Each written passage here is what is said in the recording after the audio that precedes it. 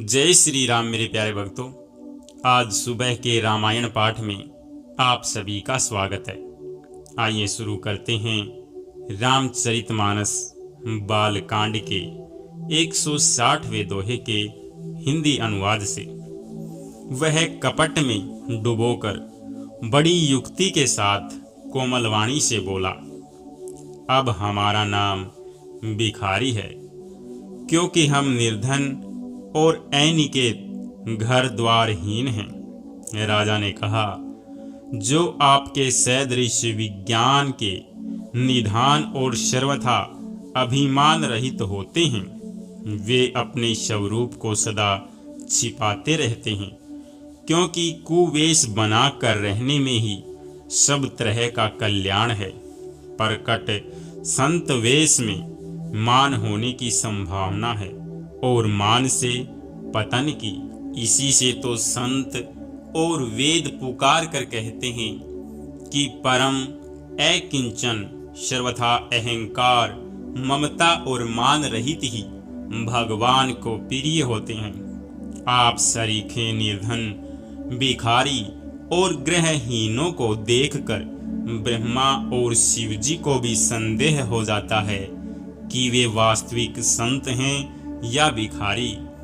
आप जो हो सो हो, अर्थात जो कोई भी हो, मैं आपके चरणों में नमस्कार करता हूँ। हे स्वामी, अब मुझ पर कृपा कीजिए। अपने ऊपर राजा की स्वाभाविक प्रीति और अपने विषय में उसका अधिक विश्वास देखकर सब प्रकार से राजा को अपने वश में करके अधिक स्नेह दिखाता हुआ वह कपट तपस्वी बोला, हे राजन सुनो, मैं तुमसे सत्य कहता हूँ, मुझे यहाँ रहते बहुत समय बीत गया।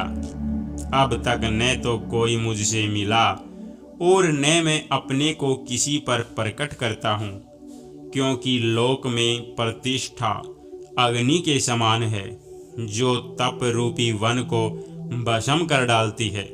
तुलसीदास जी कहते हैं, सुंदर वेश देखकर मूढ़ नहीं, चतुर मनुष्य भी धोखा खा जाते हैं। सुंदर मोर को देखो, उसका वचन तो अमृत के समान है और आहार सांप का। कपट तपस्वी ने कहा, इसी से मैं जगत में छिप कर रहता हूँ।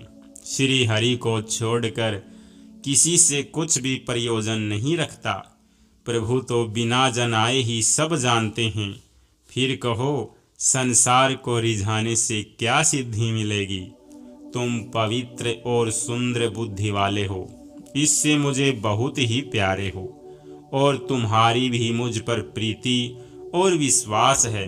हे तात, अब यदि मैं तुझसे कुछ छिपाता हूँ तो मुझे बहुत ही भयानक दोष लगेगा। ज्यों-ज्यों वह तपस्वी उदासीनता की बातें कहता था, त्यों-त्यों ही राजा को विश्वास उत्पन्न हो जाता था। जब उस बगुले की तरह ध्यान लगाने वाले मुनि ने राजा को कर्म, मन और वचन से अपने वश में जाना, तब वह बोला, हे भाई, हमारा नाम एक तनु है।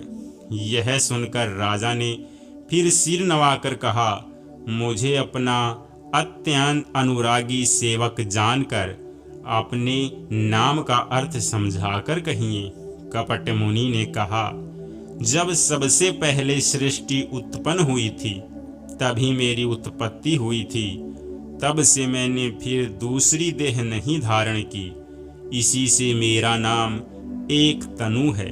हे पुत्र, मन में आश्चर्य मत करो, तप से कुछ भी दुर्लभ नहीं है।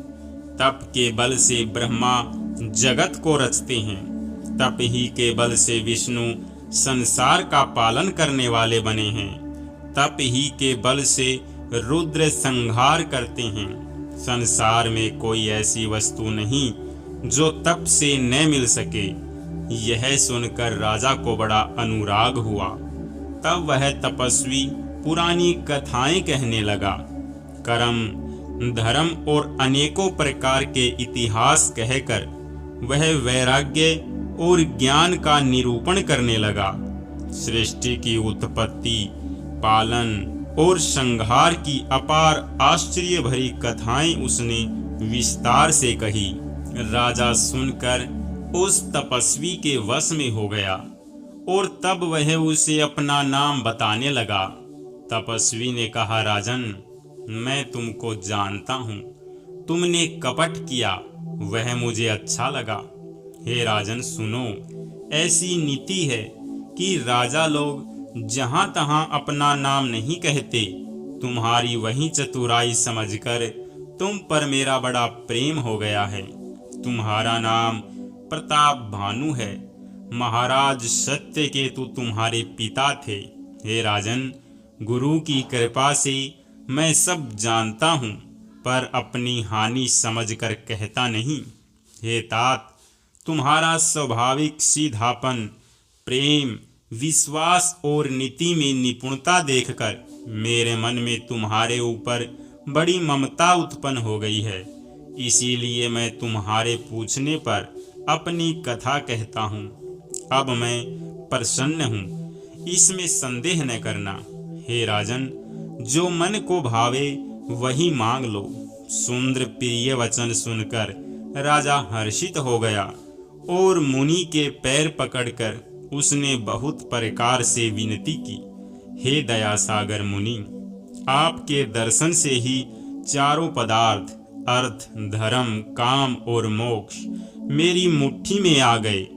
तो भी स्वामी को प्रसन्न देखकर मैं यह दुर्लभ वर मांगकर शोक रहित हो जाऊं। मेरा शरीर वृद्धावस्था, मृत्यु और दुख से रहित हो जाए। मुझे युद्ध में कोई जीत न सके और पृथ्वी पर मेरा 100 कल्प तक एक छत्र, एक कंटक राज्य हो। तपस्वी ने कहा, हे राजन, ऐसा ही हो, पर एक बात कठिन है, उसे भी सुन लो। हे पृथ्वी के स्वामी, केवल ब्राह्मण कुल को छोड़ काल भी तुम्हारे चरणों पर सिर नवाएगा। तप के बल से ब्राह्मण सदा बलवान रहते हैं। उनके क्रोध से रक्षा करने वाला कोई नहीं है। हे नरपति, यदि तुम ब्राह्मणों को वश में कर लो तो ब्रह्मा, विष्णु और महेश भी तुम्हारे अधीन हो जाएंगे। ब्राह्मण कुल से जोर जबरदस्ती नहीं चल सकती। मैं दोनों भुजा उठाकर सत्य कहता हूँ। हे राजन सुनो, ब्राह्मणों के शाप बिना तुम्हारा नाश किसी काल में नहीं होगा। राजा उसके वचन सुनकर बड़ा प्रसन्न हुआ और कहने लगा, हे स्वामी, मेरा नाश अब नहीं होगा। हे कृपा निधान प्रभु, आपकी कृपा से मेरा सब समय कल्याण होगा। ऐसा ही हो कहकर वह कुटिल कपटी मुनि फिर बोला, तुम मेरे मिलने तथा अपने राह भूल जाने की बात किसी से कहना नहीं। यदि कह दोगे तो हमारा दोष नहीं। जय श्री राम। मेरे प्यारे भक्तों, आज सुबह के रामायण पाठ को हम यहीं विश्राम देते हैं। यदि आप प्रतिदिन रामायण पाठ सुनना चाहते हैं तो जुड़े रहें आपके अपने YouTube channel Hindi story kingdoms के साथ। तब तक के लिए आप सभी को जय जय श्री राम।